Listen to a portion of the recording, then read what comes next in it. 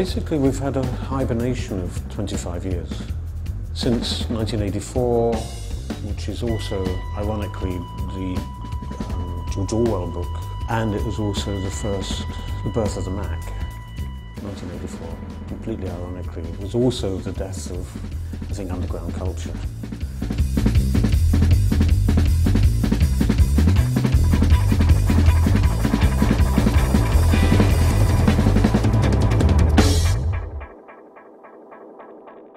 You had Thatcher and Reagan bringing in the idea that art was no longer for culture, but it was for money. Education was not for learning, but about earning. And it's been 25 years when they deregulated the financial systems in the mid-80s, allowed banks to do what they wanted. And they built this giant house of credit cards, which ultimately has collapsed. And so suddenly you leave college and there's no guarantee of work. So you have to think, well, actually, what am I doing? Major businesses are struggling. So small businesses have an interesting opportunity. So major businesses will take a middle ground of conservatism and mediocrity. And the small businesses now have the opportunity to do something radical, challenging. And individuals as well. So there's hopefully a shift away from kind of global culture back towards individual culture. Designers are not these days particularly skilled in human connection, unfortunately. It's because the financial process meant that designers ended up knowing how to earn money and create financial languages, you know, how do we manage our brand, etc. Yeah. And somewhere along the line, we forgot how to work with design communication outside that.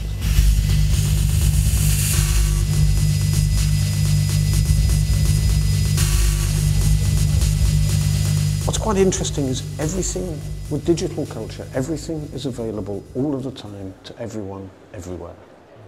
Okay? It's what I call the always-on era. It's like some kind of Babylon. It's a post-digital Babylon. All languages are being spoken all the time and no one understands anyone, basically. Secondly, what that means is you can't earn money from publication anymore. Because you might take a photograph and try and protect that photograph. All it'll take is someone photographing that photograph, and it's gone. You've lost control of that. You might record a demo sound.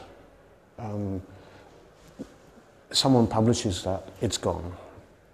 So what that logically does is it forces people back to analog, forces people back to performance.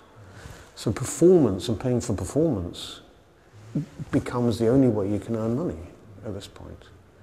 I think most people I see off are so obsessed with their technology and they're not thinking about why they're doing it. There's no content, there's no emotional story, there's no engaging, there's no narrative. I see this as people inventing new pigments for paint.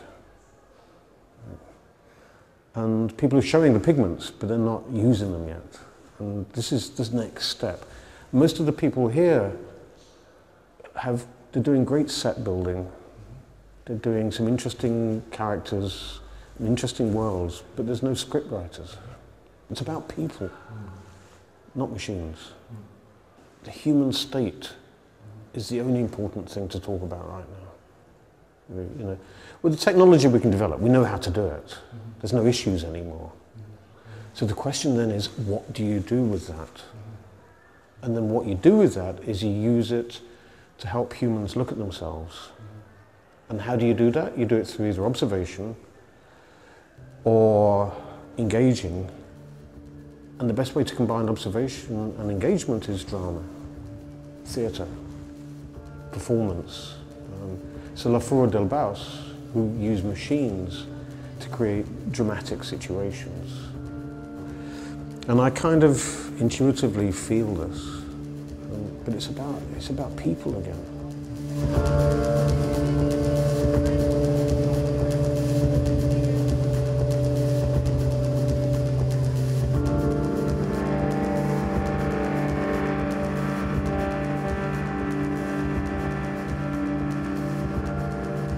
I think we have to undesign.